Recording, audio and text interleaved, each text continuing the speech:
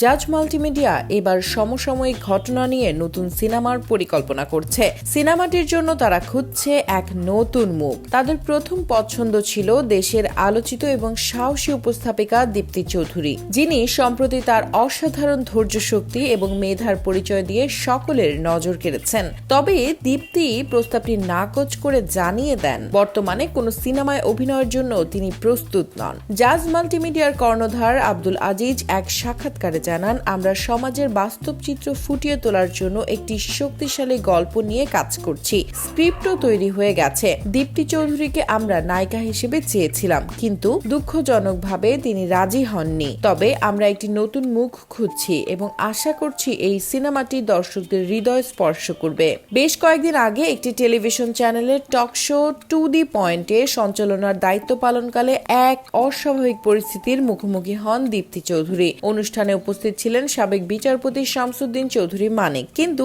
আলোচনার এক পর্যায়ে মেজাজ হারিয়ে সঞ্চালক দীপ্তি চৌধুরীর ওপর তিনি ক্ষিপ্ত হন। পুরো অনুষ্ঠানে বেশ কয়েকবার উপস্থাপিকার ওপর নিজের ক্ষোভ ঝাড়েন অতিথি এবং অনুষ্ঠান শেষে তাকে রাজাকারের বাচ্চা বলেও গালি দেয়া হয়। এই ঘটনা দ্রুতই সামাজিক যোগাযোগ মাধ্যমে ভাইরাল হয়ে গিয়েছিল। আপনার কোনো অধিকার নেই আমাকে রাজাকার সন্তান বলার। তবে দীপ্তির অবিশ্বাস্য সংযম এবং পেশাদারিত্ব দেখে সকলে মুগ্ধ হয়েছিল, যা তাকে আরো আলোচনায় নিয়ে আসে। সিনেমার পর্দা থেকে দূরে থাকলেও জীবনের মঞ্চে তিনি প্রতিনিয়তই নতুন অধ্যায়ের মুখোমুখি হচ্ছেন, আর তাই দর্শকরাও অধীর আগ্রহে অপেক্ষা করছে তার পরবর্তী পদক্ষেপের জন্য।